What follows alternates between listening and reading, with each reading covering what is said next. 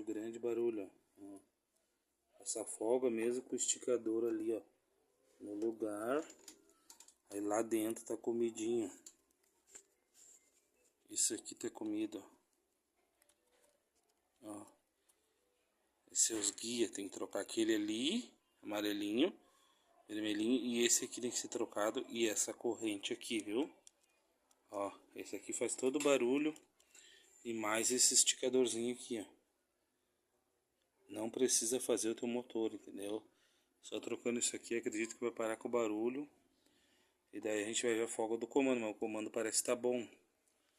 O restante aqui tá tudo bom. A folga mesmo tá aqui, ó. Ele não pode ter essa folga aqui quando a correia já tá velha. Tá laceada, tá? Daí eu vou trocar essa correia, os primeiros passos. Vou trocar o guia, aquele lá, né? Aquele que tá lá. E esse aqui, ó. Vou trocar. Eu vou arrancar aqui assim, ó. Pra poder trocar, vou trocar essa junta aqui. Vou abrir aqui. E aí vou fazer o serviço, ok?